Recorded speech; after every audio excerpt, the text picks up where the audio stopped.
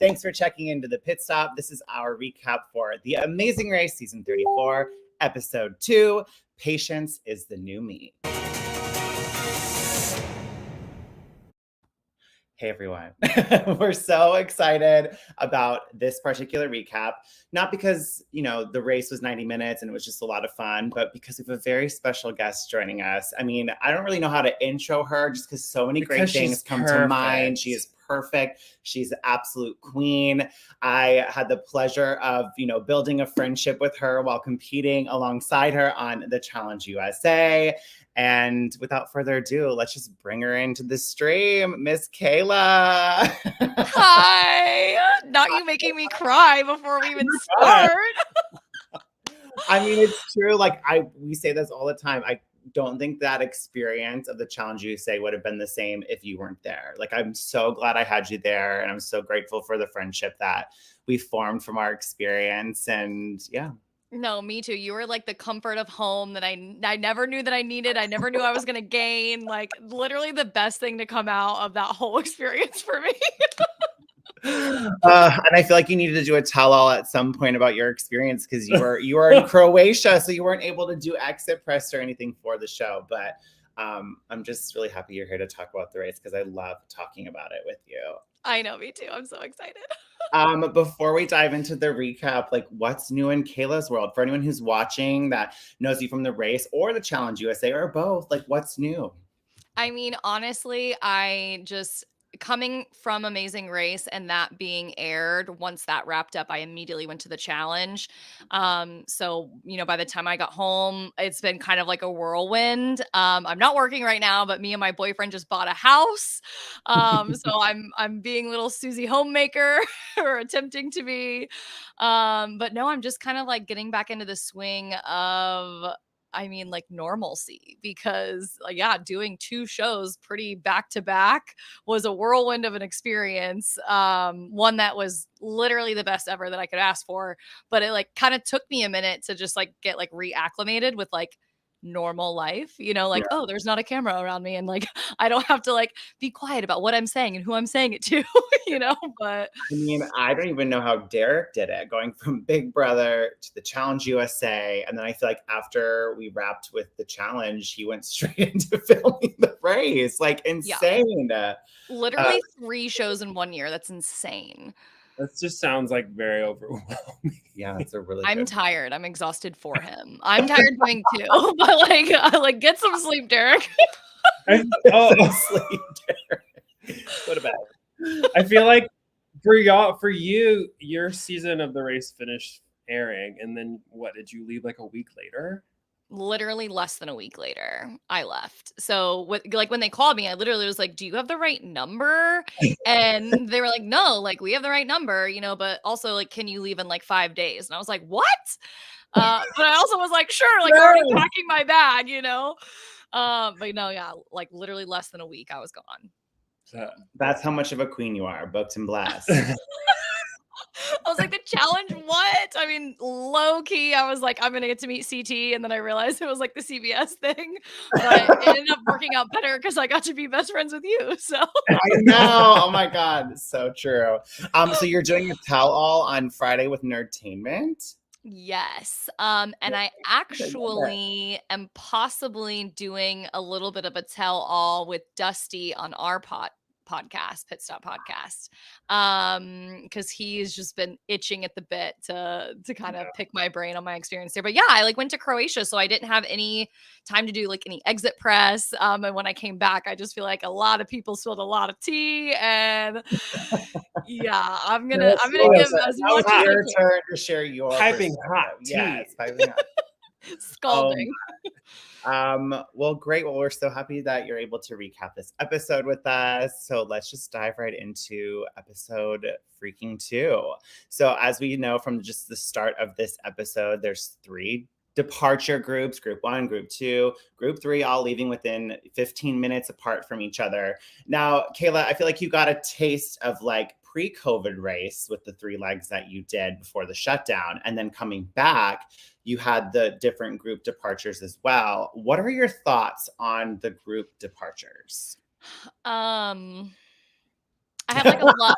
I know. I have like a lot to say about it actually. So it's like as a racer, there was a comfort level in it as far as if you're leaving with like a group, like even if it's just two other teams. For my experience, it was a lot of the same three teams leaving in the same group together. So we built a relationship to where we felt comfortable kind of helping each other get from A to B. Like in this drive, it's extremely difficult. So if you have eyes on another team or like, four heads are better than two, getting from A to B. And then it was just kind of like this understood thing of whoever can get into the challenge and get it done first, then bye, see you later kind of thing. But I don't know. Like it's just that, yeah, then you're grouped together and then you have that comfort of like you're always gonna be. I don't know. I just liked it's like when you came in and you were released by the time you came in individually, to me, it made teams have to like run their own race. And Right. I guess just as a fan, I'm not like over the moon about the grouping leaving together. And I know a lot of like the fans are like, oh, 15 minutes, like that's nothing. Well, we saw this season or this episode 2, which I loved. I mean, two of the teams in group one did not stay in group one the whole time, but what do you guys think I about? mean, I have mixed feelings. I agree that there's a comfort level. One thing, and I think Quentin said it in this episode, like we're running our own race. He was in group one, is who said it. Mhm. And my issue is that, like you're saying, is well, it forces teams to work together because if you're in the first group, there is such a benefit to helping each other get from point A to point B with directions, because if you can stay with the first group, you're good for the whole leg of the race. Right. Yeah. But to Quentin's fault, he didn't stay and work with the first group, and him and his partner went all the way to the back. But then the other groups were working together to get further along, getting the same directions, following each other, and they passed other teams. So it's beneficial to work together when you're in that situation. But as a viewer, I don't necessarily love it just for that reason too. Like it kind of, you have to this expectation that you're going to work with your group.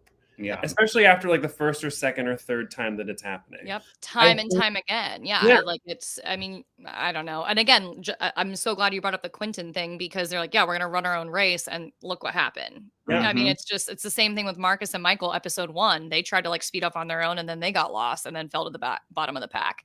So like, that's like something that you learn, like correct your old mistakes. And if running with the pack and staying like, all right, we're the 3 in the group 1, let's work together to make sure that we stay in group 1. And then it could be like a foot race to the mat at the end. And then you get the same 3 teams every time. Yeah.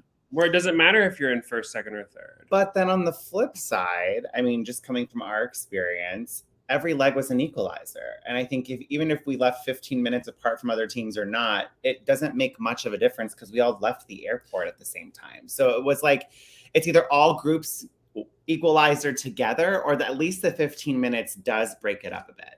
Yeah. I'm not a big fan personally because I love old school race where like it really were teams just trying to get from point A to point B and they were kind of fending for themselves to make that happen. Now it feels a little more controlled, which I get because it is, post-pandemic times and they're trying to make it work for the show. But I don't think it really matters at the end of the day. No, I don't either. I would prefer to have a 15-minute lead rather than get in first place on a leg and then the next leg. Oh, well, we're all 10 teams leaving together regardless. So my first place didn't matter. Yeah, it's better than nothing. Yeah. Yes, now it matters what place you get. Now you want to be in the top of the pack, so you're able to lead at the top of the pack the next leg. So I think it's hit or miss. I understand both sides. But of the I argument. do worry that as it continues, this episode was different because teams actually struggled in the challenges. But in the past, even for y'all's season, it was kind of rare that a team would struggle at a challenge. It happened a couple times and to certain teams, but the people in the leader pack never really struggled. So it just stayed the same the whole time, which is great. But this episode, obviously, people struggled and it kind of changed things up a lot, which was great. It makes for good TV, I feel like. It was great TV, which is why I loved episode 2 a lot more than I liked episode 1. But yeah, it's like unless you get that needle in the haystack, like are the placement of teams really going to shift up if group 1 sticks together, group 2 sticks together, group 3 sticks together, and then what? So every time it's group 3 coming down to like foot race and like little baby details of like, and you're picking each other off one by one, Right. you know? True. So teams have to leave from Munich to go to Innsbruck, and they're going to be driving 90 minutes south. And this is obviously where there's a little bit of confusion. Like you already brought up that point, Will, with Maddie and Quentin. And, you know, we actually rewatched the episode before we did this recap. And it was fun to pick up on little things in the edit, knowing how this episode ended. But we love a foreshadowing starting with them, you know, all 3 teams, you see a clip of them reading verbatim the clue, drive to Innsbruck, Austria. But for some reason, and like, look, I get it as a racer, like the stress, the lack of sleep, like you're kind of disoriented a lot of the time. So your brain doesn't fully function as well as you would like it to. I get Maddie making the mistake. We misread our clue in episode 2 of our season and we faltered because of it. But in this case, it was just funny as a viewer because I'm like, you're verbatim reading drive to Innsbruck, Austria. And then for some reason you get directions. Oh, it's 10 minutes away. Like, oh, I'm driving 10 minutes in Munich. It was just kind of comical to me. But no disrespect to her because we get it as racers, but it was, as a viewer, hilarious. Yeah. And it's crazy because you literally hear her be like, oh, it's 10 minutes away. And then you have Derek like with the whole map laid out. And it's like this whole long thing. And you hear like the infamous Amazing Race music when it says, ding, ding, ding, you know, 10 minutes away. Yeah, poor Quentin and Maddie. Yeah, the moment they like had this realization that like, oh, we just made a rookie like dumb mistake, and they laughed it off. They played it off really good, and like we're having fun with it. Right. But it was so funny to me. I love them. I feel like Raquel and I would be friends with them because that's exactly what happened to us when we were going to Lugano, Switzerland from Alstatten. Same thing. It was like a 90-mile drive. And someone's like, oh, yeah, it takes you an hour and a half. It took us 4 hours because we didn't realize that we should have just gone literally parallel to us to the highway. But like once we found that out, like we just like laughed and like, what can you do? You know? So like, I don't know. I really want to be friends with Quentin and Maddie. Yes. I do. I love their energy. They live in LA, and I've been DMing with Quentin. I was like, please, whenever you have an episode viewing party, let us know. Like, we'll be there. I really appreciated how they did handle that because I think you know, sometimes teams or racers where if they're making a mistake or something like this, where you think it will be like end all be all kind of mistake, they didn't let it fluster them. They were like, okay, well, you know, they were very like, what's the word I'm looking for? Resilient. But they were also aware of like, okay, well, the group's left at 8:15, 8:30. You know, this is the current time. That this is when the group's leaving. So we're not that far behind them. So they were very logical, I think, in their observation that like we didn't lose that much time. Yeah, they didn't get. It's still very early on in the leg. You know, there's still a lot of leg left to run. So maybe someone else did the same thing. Or 90 miles, they probably thinking surely someone made a wrong turn or like got lost or got hung up on yodeling. Or got hung up on yodeling. Let's talk about the yodeling. This was the first roadblock in this episode, and they had to yodel. It was said, "Who wants to call the cows?" Initially, like, what do you think if you read that? Would you suspect yodeling? Oh, of course. Yeah. Like look where you are. Literally look. Sound of music. Like we're about to yodel. I would not have loved doing this, and I think we would have agreed that James would do this challenge. I would have hammed the shit out of this. Loved it. Oh my gosh, it would have been a show. Yeah, I would have done a performance. Cayla, who do you think between you and Raquel, who would have done this? Oh, Raquel 100%. Because like, have you seen the mouth on that girl? Like she would have just been like, I got this. Like, I mean, really, I'd be like, yeah, this one's all you. I'm tone deaf, and no, she would have been all about it, like hands down.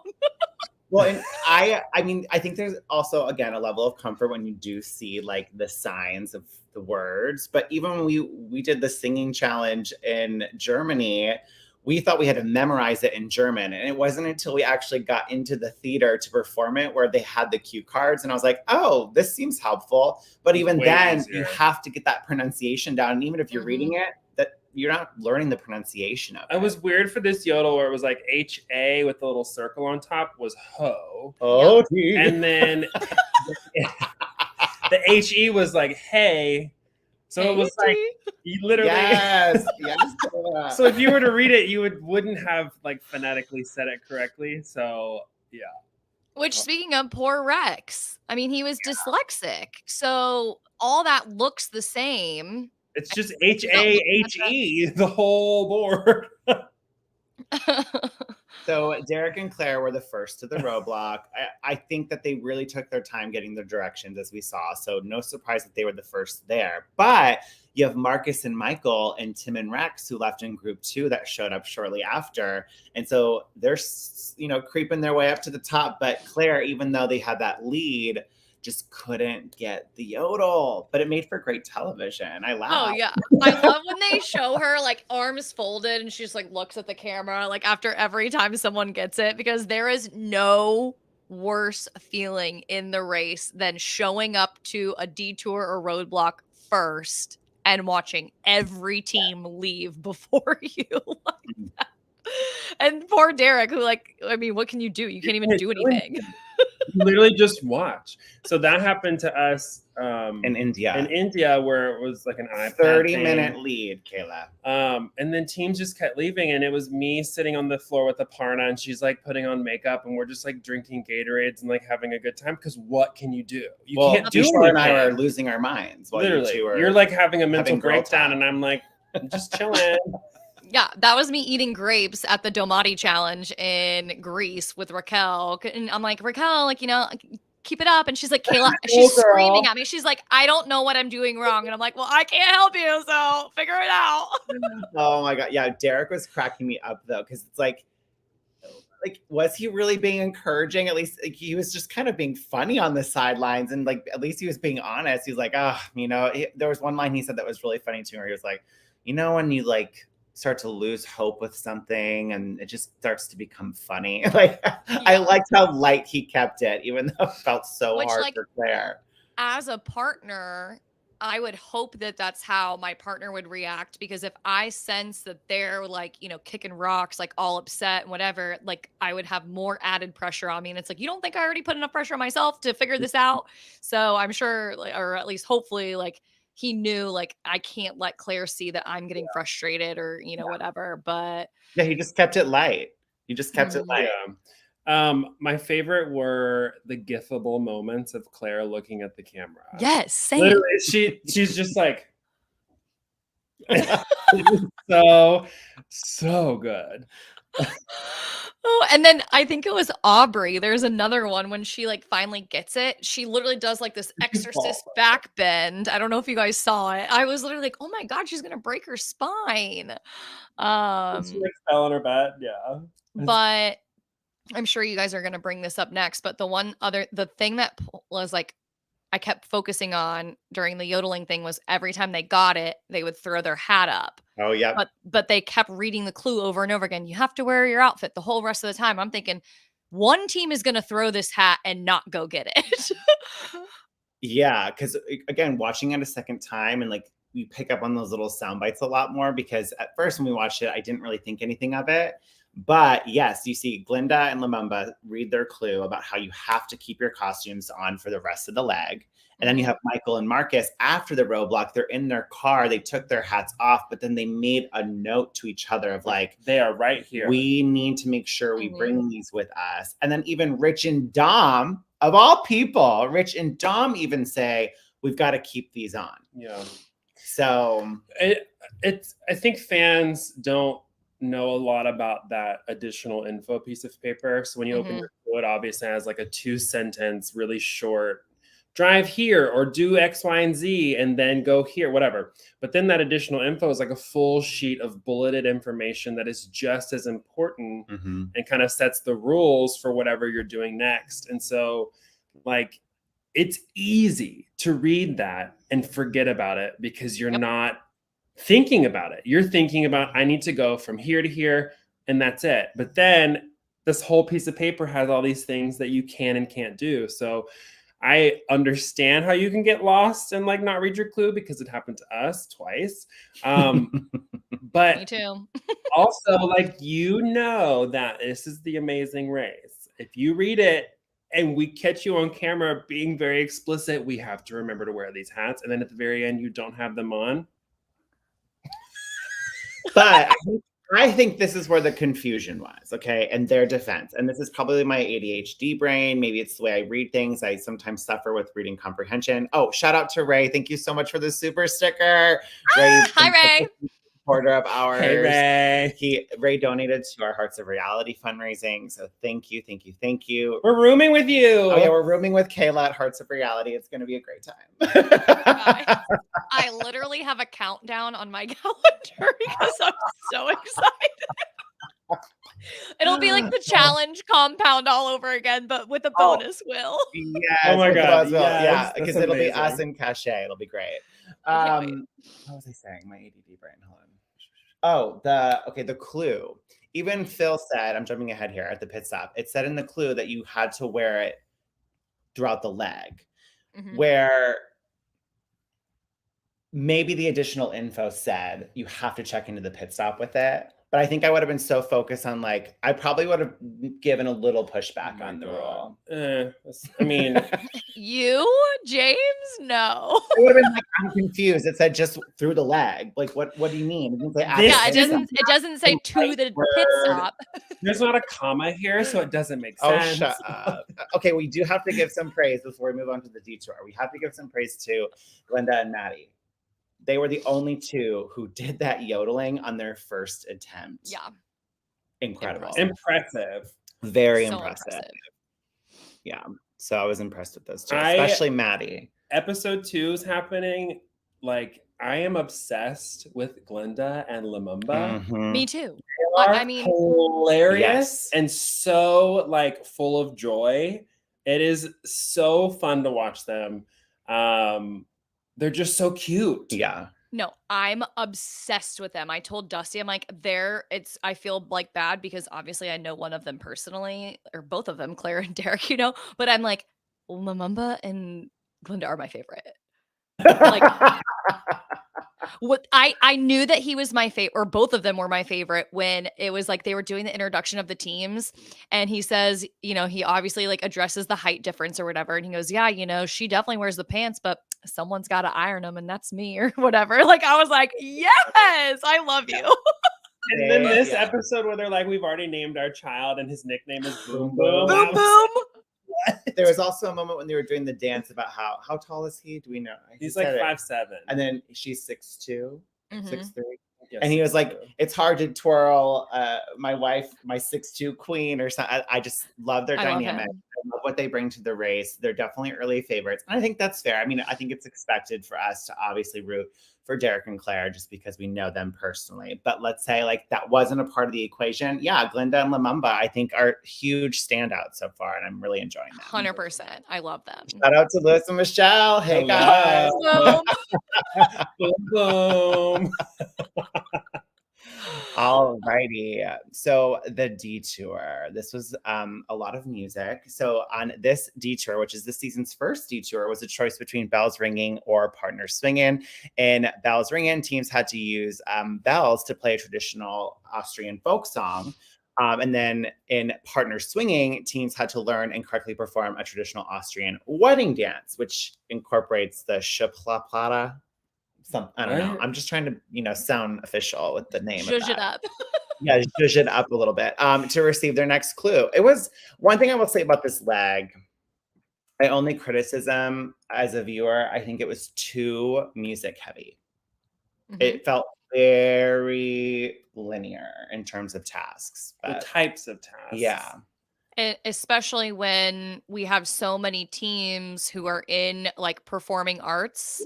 So I just felt like that was very, it was, I don't know what I want to say here. Good for them. That was really lucky. They're lucky that the whole leg for the most part was in their wheelhouse, which I mean, it could have been a very different leg as far as outcome is concerned. If it was divvied up, with other challenges. Yeah, I agree. I mean, and I think probably to you and Raquel's strengths and our strengths as well, I think we would have been okay with these challenges. But there are certain teams that aren't going to have these strengths or even like knowing how to carry a tune, how to dance at all. So it is a little like one-sided and doesn't allow other teams to succeed. It kind of allows certain people to succeed. It catered to a chunk of teams. Totally. And but I mean, the race is partially luck. Like there are so many pieces of luck that are involved. Whatever you're thrown at you, you have to succeed and do well to kind of move on in the race. And this is just what it was. Also knowing going into the race, music and all those challenges are, you know, pretty common. So yes, very common. We just got a lot of them this episode, which makes me think that there's got to be some final task in the finale episode that might incorporate music to some extent. Oh, 100%. Yeah. We know we love a music challenge. So with this detour, what do you think you and Raquel would have done? I probably would have, and I'm curious to know, I'll have to ask her if we would have picked the same one, if we would have agreed, but I would have done the bells just because I played trombone in middle school. I was the only female. I was first chair. Yes. So I probably would have done the music thing just because, I mean, well, I didn't know it at the time, but looking back on us doing the flags in Switzerland, that was literally the death of me. I hated that challenge. I was in such a foul mood because I just could not get it. Like choreography, not my thing, but like music and like, you know, memorization of, you know, how to play a song, I would have felt better with that. And I feel like Raquel wouldn't have really cared either way. So I think we would have done bells. I feel like you guys would have done the dancing. Yes. Yeah. Definitely. Yeah. I mean, I am a dance teacher, so like they could teach it all to me and I would be able to help him. So I think we would have done well. Help me. I mean, who did the Paraguayan bottle dance better? You got it. You got it first, but that's because it was just balance a bottle and move your body to music. That's dance. Oh my God, you guys are my favorite. Yeah, we definitely would have done the dancing for sure. But let's talk about the Belle side of this detour. So Marcus and Michael, Derek and Claire, Dom and Rich, and Tim and Rex all did that side. We saw a little butting of the heads between Marcus and Michael. I think one thing about this challenge with the bells is that you're doing it and you learn that there's the accordion playing, which throws you off when you go into that room, but you also like can't talk. Like you can't like check in on each other as you're doing it. Whereas if you were like building something or creating something together, you can work together. But for this, you each have a task and you're just kind of like, I don't know, doing it separately. And so you have to rely on like your partner. Because every time it seemed like Michael and Marcus, one of them would mess up. But you can be like, hey, what are you doing? Well, and you learn a little more too about their dynamic as brothers. They said they're both type A personalities, which I think if they can't find some sort of rhythm or how to like manage that and know when to let the other one take the lead, I do think that could ultimately be their downfall. I agree. On the race. So. Yeah, I agree. But at the same time, even though it did show us like a glimpse of them really kind of butting heads initially, they got out of it quicker than Rex and Tim did. Because I saw Tim about to blow his top. Like he was so frustrated with the bells, and Rex was like, "Come on, man, we got this." And I'm like, "Oh my gosh, like that's like the coach coming out of yeah, you know, like we got this team or whatever." But yeah, I didn't notice that the accordion wasn't going during the practice. So like, yeah, because all the teams were like, oh, like this accordion's playing all of a sudden, and I didn't recognize that it wasn't playing in the practice initially, which would have thrown me off completely. Yeah, I also wonder too, like, so with the Paraguayan bottle dance, we were there for a while. But we also caught on to let's just throw ourselves into the ring of fire. If no other teams are ready to go, let's just go back to back. So our practice is also a performance. And then if for some reason we nail it, then the judge can call it and we're on to the next task. So I'm wondering with this particular thing too, let's say Marcus and Michael, because they had such a lead, they were clearly, in first place at this point. what would have stopped them from practicing and utilizing that time and space with the accordion so that they can get it? Because it sounded like the accordion is what threw them off. But you also don't know what it's going to be like, because we made that mistake when we did the chicken dance singing thing, where we practice it till we had it perfect. We go in there and then all of a sudden there's 5 men singing with you and there's like a lot happening. And so you're just thrown off. Whereas afterwards we were like, oh, we should have just gone in there and done it the whole time. Yeah. Same thing for the bottle dance. I don't know if your brain initially like thinks about that.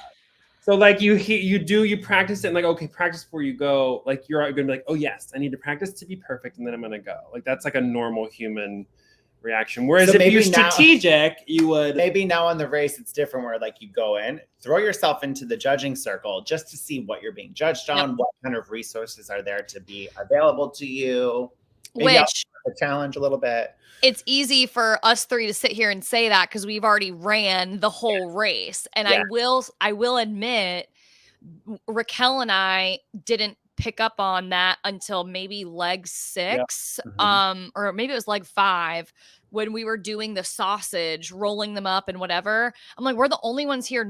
It's not like we have to wait our turn to go get our sausages checked. Like, let's just do them, get them checked, see what he says. And if we can keep the good ones, then we'll redo the second ones. It's like, we didn't pick up on that until halfway through the race, basically how the judging goes and the benefit of, well, let's just try and get judged while no one's here. And we'll just keep going until someone does come.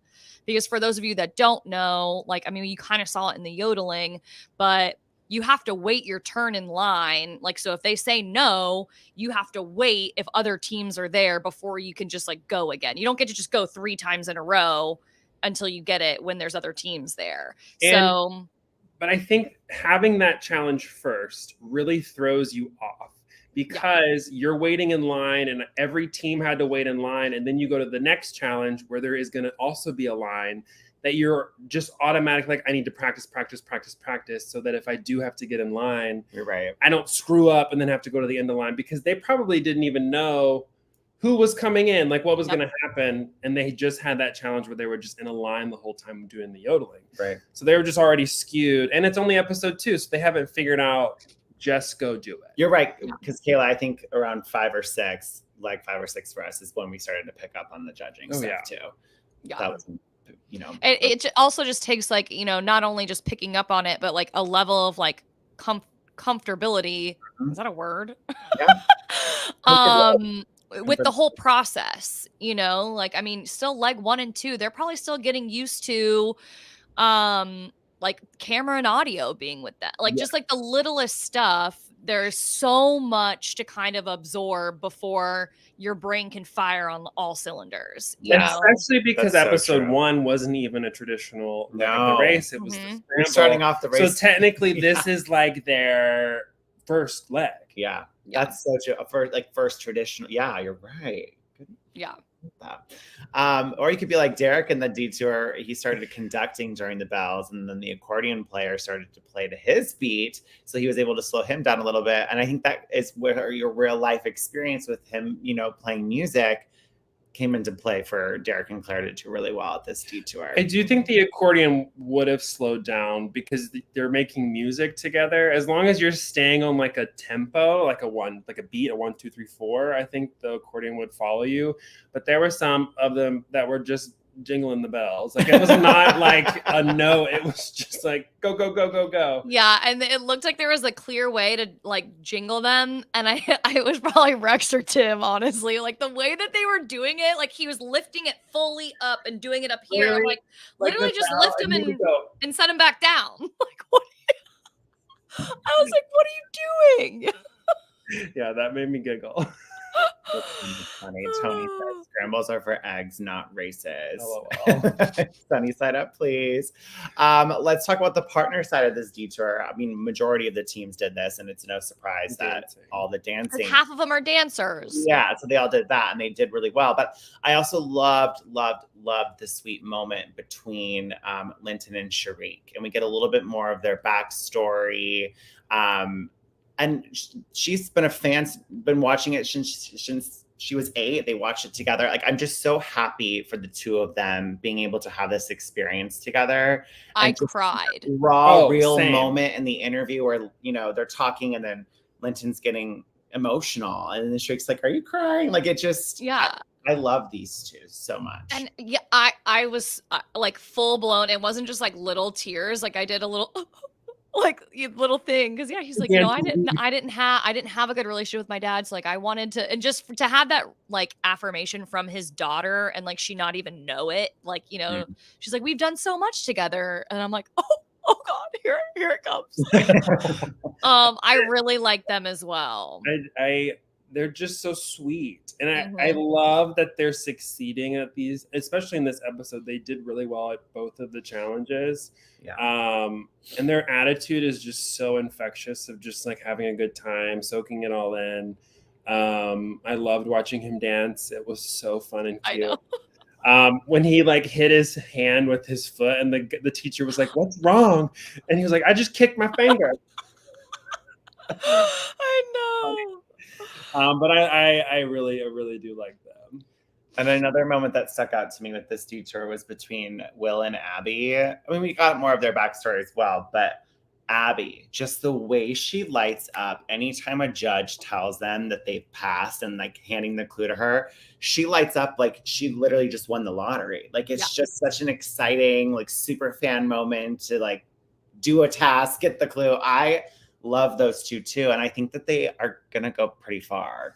I think they're gonna go far too. I like feel like I relate to Abby like a lot in that aspect. Just like, you know, when you were saying that she was like so excited every time, because that's how I was before we got sent home for COVID. I mean, there were jokes all over of like, oh, Cayla's single-handedly spreading COVID or whatever, because I like hugged the queen, the fake queen, you know, whatever. And I'm just hugging everyone. Like the lady who told us what a bobby was, I'm like hugging her. And then it's like jokes on me. Like, I didn't know COVID was a thing at that point. Like before we got sent home, you know, I didn't know that. And so like, oh yeah, all the jokes were like, Cayla's out here spreading COVID because she's hugging everyone every time she gets something right on The Amazing Race. I'm like, guys, I am a huge fan. Like, I can't help it. You're just having a good time. Yeah, I'm like, I just love everyone that's helping me right now. But yeah, I think they are going to be so strong, because if she's that much of a super fan, she's going to be the attentive one, like to detail that other teams are going to miss. Like at some point it's bound to happen, but I could see them being like the team that runs a flawless race and doesn't miss any like silly clue because she's such a fan. That's so true. And you also have to pay attention to the teams that are moving up in placements. Yeah. And some teams are moving down in placements, and Abby and Will are one team that definitely moved ahead in placements. And I think that as you move further in this season, like you're saying, Cayla, those teams that are good under pressure and like pay attention to details are going to do better. I mean, and now in previews for the next episode, we see certain teams like starting to have arguments with each other and kind of breaking down and having frazzled moments. I don't see Abby and Will having any of those moments. They're going to be calm. They're going to be strong. And they just have such a good attitude that it makes it just a more enjoyable experience for them too. Yeah. Yeah.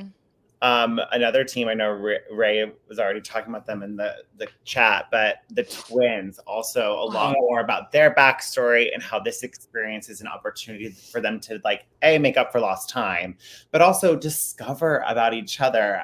You could tell one of them was like, I'm more like go with the flow, and the other one's more type A. And so I think that they're balancing each other out really nicely, and they know how to support each other. So I'm really enjoying Emily and Molly. I wept when they had their moment of like, both times I watched it. Just like we had 36 years of not making memories, and like we just want one more night together, and like I know. God, are you kidding? Yeah, they're like, it's not even about the leg, it's about the time in between where it's just her and I, and she's like, and we're like figuring out like what we've experienced that like the other one and I literally was like, oh my gosh. And it honestly made me think of Dusty and Ryan. I mean, it's like obviously two completely different stories, but Dusty is probably one of my very best friends from my season of Amazing Race. And that was how he felt. Like, you know, he missed out on very formidable years of his 20s with his best friend. Yeah. And now they're getting to travel the world and, you know, have all this fun. And so it was just like the pressure of not wanting to go home, not to initially win the Amazing Race. It was so he could spend more time with his best friend. So I Yeah. can't imagine how these girls feel. I don't know. I really want an all-female team to win. So, like, I honestly thought it was going to be Asta and Nina. I thought they would be the all-female team that went like the furthest, but now I'm rooting for those girls. It was really funny when they were doing the dance and like one has to be the guy and one has to be the girl, and like he's looking at like who's whatever. She's like, "Oh, like I'm the girl." And then I think her sister was like, "Oh, he's not going to be able to tell." Like, you know, like this is going to be really hard for the judge. Like, I thought that, and she goes, the one that has earrings is the guy, and I was like, that's yeah. like, give him 5 minutes and he's gonna forget. That was really funny. Oh, that was really funny. We do have to give some flowers to Team Miami as well, because they started off this leg in the back of the pack. They got in the first leg, and they had some trouble with navigation at one point.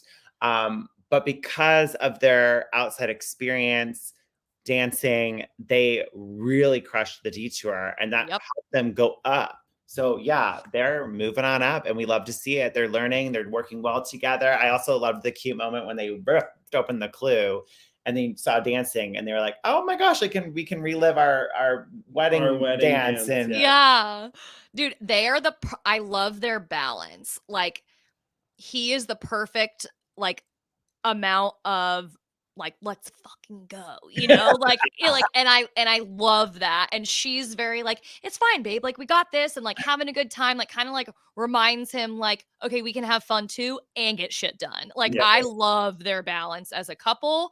And there's just so many teams that I'm like, they're going to go far. They're going to go far. So I can't wait to see like who actually does go far, because. And I don't know. I don't remember y'all's placements in your season, Cayla. I'm so sorry.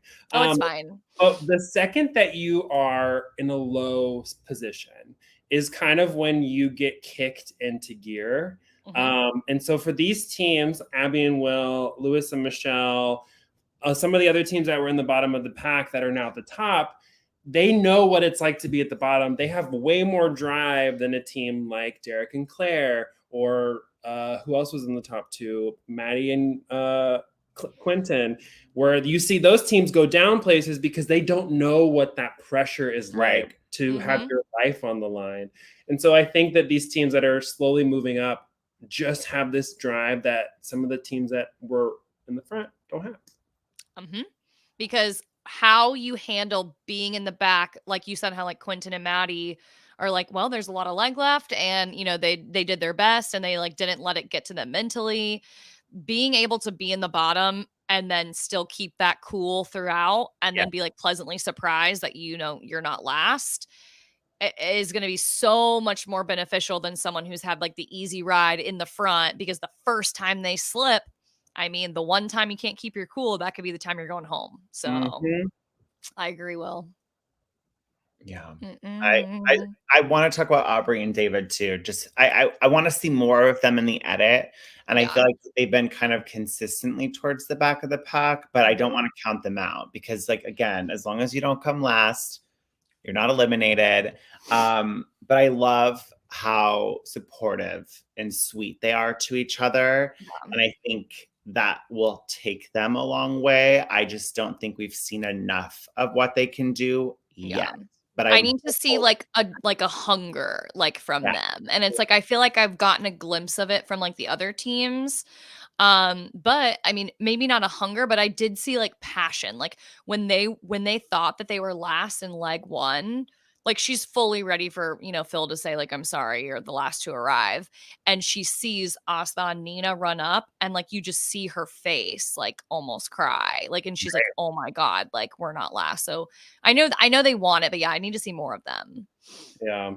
I think especially with him, because we learned in those like pre-interviews that they put on social media, he even said like, I'm really shy. And we know that she approached him like so cute. She saw what she wanted. Love that. But I think this race will get that to come out of him. We'll see I it. love a little underdog moment where like a team, they're kind of figuring it out, and then all of a sudden they're Boom. here. They're ready. They understand what they're doing. They understand what they need to do, and they just kind of take it all the way. Yeah. Well, especially because they're coming in as alternates. Like, that's public knowledge. Like, they did an interview. I think it was an interview where they featured it in Us Weekly, but it's public knowledge that they were alternates coming into this. Yeah. So give them one more leg, and I think they'll make an impression. They'll do good. Yeah. I'm excited to see it. So let's talk about the placements for this leg of the race. Of course, Marcus and Michael, amazing leg by these two, Glenda and Lumumba. Oh, love them. Vincent and Sharik in third place, Derek and Claire in fourth. Love Team Purple. Team Miami in fifth place, moving on up. Abby and Will with sixth. Emily and Molly in seventh. And then in eighth place, Aubrey and David. They're so cute. They did do better. Rich and Dom obviously had a little bit of a snafu this episode with their costumes. And they were reminded at the pit stop by Phil that they weren't able to check in because they didn't have their full ensemble. I felt bad for that. I can't imagine checking at the pit stop and then being told like, you're not quite able to check in yet. My mind would go to all the worst case scenarios possible. Like, oh my God, like, it's lucky for them that the hat was in the car and in the car only. So here's my thought about it. I think production knew where the hat was and said something. I think if they would have lost it, I don't think they would have said something. I agree. But I think, okay, Siri. But I think because production knew the hat was in the car, that's why they did say something. I would have flipped. I would have too. Like, and especially like, I mean, one, I would have been like, oh my God, if it was me, but if it was Raquel, I'd have been like, are you serious? Like, I would have been so mad at her. But I mean, it's like what I said earlier. I was like, oh my God, they threw it in the air celebrating and she forgot it, But it's literally with the cows. Yeah, that's what I thought. And then I'm with you on, I think production knew that it was in the car because, and this is me completely speculating, in leg one, Rich and Dom and one other team, Marcus and Michael, I think, didn't have their backpacks. They're the only ones that didn't have their backpacks coming to the pit stop. And so I think it was kind of like a, look, like, this is leg two. We're not messing around. Have the things you need at the pit stop or you're not checking in, You gotta pass the first one. Yeah. So I think, I'm with you. And I think they knew it was in the car. Cause remember, she was like, oh, I think it's in the street. I don't know where it is. I was like, oh my God, what is she going to do? Run on this like wild goose chase to look for the hat? Like, they're out. Anyone seen my hat? Right. Literally would have just gone to a store and bought another one. I know. I would have too. But they made it. They didn't get eliminated. Kathy said, I noticed all the teams walked into the palace. I wonder if they were told not to run or if that was a respect thing. And then Team Miami saying, correct, Kathy, we couldn't run. And I do think that is for most, I would say, like palaces, because even at one of our roadblocks in Paris, when we had to do the painting one, we were told we couldn't run. I didn't even catch that. So wait, I love moments where I learn something about the episode. Yeah, I didn't catch that actually. That's really cool. Yeah. Let's see. I'm trying to think the next. I definitely sprinted in the museum in London, but maybe like London didn't care because it was Spencer and Anthony, Dusty and Ryan, and me and Raquel. Like, I was literally hauling butt, and obviously we couldn't outrun the boys. But I'm like, were we not supposed to run? I don't remember that rule. You didn't read your additional info. Not me spreading COVID in London and breaking rules. Sadly, of course, because there's no non-eliminations this season, we have to say goodbye to another team. And that, unfortunately, is Tim and Rex. Team Tim Rex. They were the last to check in. T-Rex, not Tim Rex. Oh, what's a Tim Rex? My ADD brain. Tim and Rex. Team T-Rex were eliminated. And, we actually had the chance to interview them. We did an exit interview with them last week. So if y'all want to watch that, or if you're interested in hearing what they had to say, it's on our YouTube channel. But they're such great guys. We had a really good time talking to the two of them. They talked about what they thought about the no non-elimination legs and how they also, even though they hated it, thought it was fair game. Like that's the race. That's how it should be. Like you shouldn't really get second chances. And they also talked about whether or not they would race again on a future season. So definitely go check that out. I will, because I really liked them. Like, they had good energy. And I feel like Phil really liked them because he even said, he's like, I'm really, I was hoping to see more of y'all's antics, but I just feel like they're jokesters. yeah.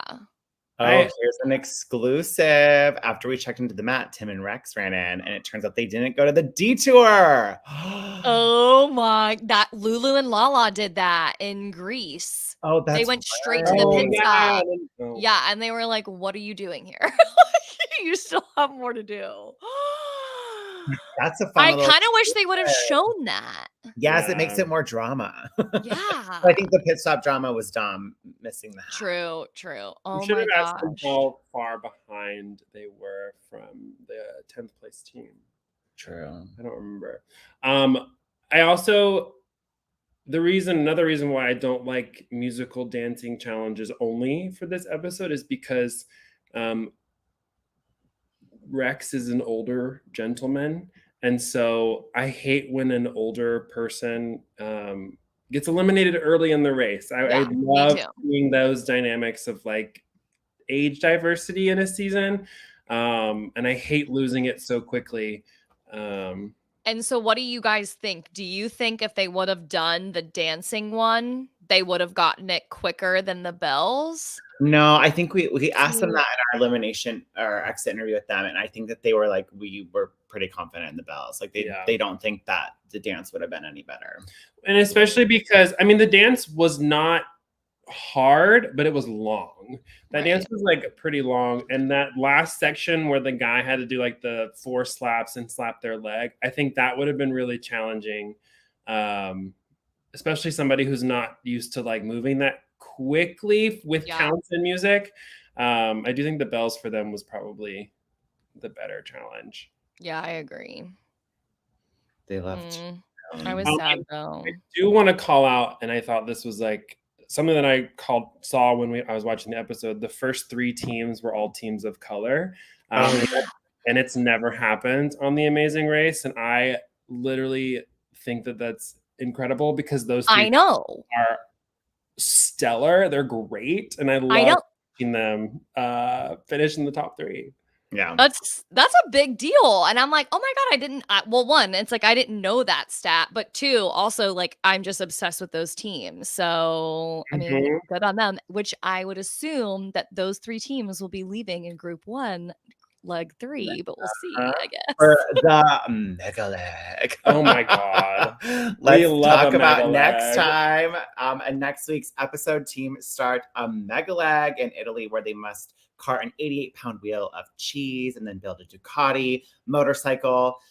I feel like this episode is going to be Hot Mess Express. We know what the mega leg is like, and it's just going to be entertaining. I have a feeling. Which is weird that this episode 2 was an hour and a half. Yeah. But this one, this one's just an hour, right? Yeah. It's probably I thought that was interesting. Yeah, I think it'll be 2 weeks of the mega leg. Yeah, because I think our mega leg when we did the India one was supposed to be 2 weeks, and then it was 2 episodes back to back. Yeah. Gotcha. Okay. Yeah. Mega leg is just long and tiring. We didn't have that. We didn't have a mega leg. Yeah, it was long. It was like a normal leg of the race is like 3 to 4 hours of like moving around and doing talent challenges, depending on what they are. The mega leg was literally like 8 hours. So long you have to do a mandatory rest period. Yeah, in the middle we had to stop for an hour to do like eat lunch and rest. Weird. Because they were like, we got to make sure y'all are hydrated and stuff because it was a long day. But yeah, it's just an exhausting mega leg. Yeah, we didn't have one. I love that it's this early in the race too, with so many teams. Because when we did it, there was only 6, and so I think it'll be fun to see. It could shuffle some people up. Yes, and I think that will make for a very exciting mega leg. But dang, these teams are going through the ringer. They started with the scramble, no non-eliminations. Now they're going to have to do a mega leg, a lot of self-driving. Like, Ooh. this is, yeah. Wow. Yeah. I like this season so far. I mean, I Me know we're only too. 2 episodes in, but like I really like it. And I'll be completely honest. Like I was super skeptical, like, watching the next season after mine, because obviously like I just was so invested in my own season and all that happened. So I'm like, oh, like I really hope I still enjoy watching it after being able to race. Yeah. And I'm very, very pleasantly like I'm able to like I love watching it still. Yeah. Like I love it even more, which I'm very happy about because I was like, oh, I hope like it didn't like take the magic away from me. Like if anything, like I'm that much more invested. And I really like this season. And I think that has a lot to do with the casting. Like I love the teams. I really, really do. I am curious though if we'll get a team that will eventually like want to root against. Like I feel like every season there's always that one team. No, I think it's fair, like everyone is so great and I love all these teams, but which team is going to come out and be like more of the villain, sneaky, like not that they need that, but I just think it adds, a little but I need something. I need something to break up the like, oh my God, I love all these teams kind of thing. Like I don't know. Just that's like the drama loving like, man in me. Like I need some drama. Some drama. Yes. Maybe Team Miami will give that to us. Give us some more inside scoop. No spoilers. Yeah, no spoilers. Don't forget about your I do like agree that like after our season of the race, when y'all's season was coming out, we were like, oh gosh, this is going to be so weird to watch a new season of the show. But I think that having the experience, you really appreciate what the teams are doing even more so because you know how hard it is to do what they're doing and you know what their experience is like. And so you root for everybody because you want them to succeed and have such a great experience. And it makes you love the show even more than when we were all just fans beforehand. Yeah, I'm even more of a fan now. Oh, 100%. Because I also like, it's like the typical like couch potato thing where like you're watching it and you're like, that looks so easier. I can do that. And I mean, I remember like my parents when I was like, that was the hardest thing I've ever done. And they're like, what? Like, I mean, and I'm lucky to say that, Raquel and I finished second. I mean, you guys finished first. And I think, James, like we talked about it, like the race is just all encompassing. It's like, you really have to be working on all cylinders. Like it's so difficult, which is why it's so rewarding. Like, I don't know. I'm such a nerd fan about the race. I love it so much. I love it too. And I know we like talked about it on social media, but I have to talk about it again. The fact that you guys are Team Purple and I'm Team Purple and Derek and Claire are Team Purple. I'm like loving it. I'm loving it. Shoes to fill. I expect them to stop finale, final three, final whatever. Like I just expect them to be in that finish. Purple, continue just the purple like finale legacy. I mean, even Nicole and Victor were purple and they got fourth. So like I feel like at this point, CBS needs to at least like run it by us, like who they give Team Purple to, because we have a reputation to uphold. Everyone on social media is like, we want Cayla on Amazing Race, and we're big advocates for it. We would love to see him on it, but I'm like, they would have to be Team Purple though. Yeah. Like, sorry. Loyalty, she's a queen. Yeah, I'm excited for the rest of this season. It's already off to an incredible start, and I'm looking forward to seeing how these teams handle the mega leg. It's a great group. It really is a great group. And I love just seeing like, because this episode was longer, the personal stories, getting a lot of backstory. Now I feel like I know a lot of them better and have so many teams to root for moving forward. And it's only episode 2. I know. I love when I can relate to a team. And I felt like I've been able to relate to multiple teams or at least like multiple individuals like on this season. Because once they get done, they'll realize this is a whole big family and I love it. Well, new episode this Wednesday at 10 p.m. because, we weren't told to say this, but I want to talk about it because we went to the Real Love Boat launch party on Saturday. It was fun. I'm so excited for the Real Love Boat. I know some people are pretty hit or miss when it comes to dating shows, but this show in particular, I feel like has an Amazing Race element to that people aren't aware of yet. Interesting. So we watched the preview. It is definitely a little bit of love. It's a little sexy. It's a lot of fun, but there's a lot of adventure involved because at every port they have to get off and they do a really fun, like extreme challenge together to learn a lot about each other. And then I don't know how people get eliminated yet. Somebody gets left at the port. But someone gets left at the port. So I'm excited because it is much of a game and reality competition show that we all love as it is a dating show. So I encourage everyone, don't tune out at 9 p.m. Reality Wednesdays are so exciting on CBS. We're doing Survivor, Real Love Boat, Amazing Race. And then this Wednesday, we're doing CBS's Reality Wednesdays Twitter space. And because of the Love Boat launch, we are doing it with different like ships of CBS shows. So we have Kim and Penn joining us. We have Derek and Claire joining us. We have Joseph from Jailer. I think Taylor's doing something with Miss USH. She unfortunately can't do it, but Joseph will be there to represent Jailer. And then the bartender, Ezra, who we met on Saturday from the Real Love Boat, and she's fantastic. Yes. Cool. Okay, well, I'm sold. I'll watch it. Fine. Wednesday nights, just pour your favorite glass of wine if you're 21 and up. And sit back, relax. Oh, yes, Cayla. I knew you were going to have wine. I should have poured a glass. I've had wine this whole time. I'm like, it's dark outside. Y'all. My nightly routine. Thank you to everyone who tuned in and engaged with us for this recap. We'll be back for episode 3. Cayla, you're more than welcome anytime. And when are we going to see you? Yeah, that's the real question. I'm going to try and come to LA before I see you guys in December for Hearts of Reality. Cachet's coming next week. I think Cachet's coming next week. Really? Maybe I'll try and time it with her. I need to stay for a week, and then I'm trying to get her to come to Hearts of Reality with Derek, Claire, and us. I thought she was already confirmed for Hearts of Reality. No, to Horror Nights, Halloween Horror Nights. Oh, I don't do scary stuff. Hey, Tate. Well, yeah, we'll chat. We'll go off live and we'll chat. But thank you to everyone for watching. We'll be back for episode 3 and enjoy your week and enjoy CBS Reality Wednesday. And Cayla, thank you for joining us. Thanks for having me. I had so much fun. Bye, guys. Bye, y'all.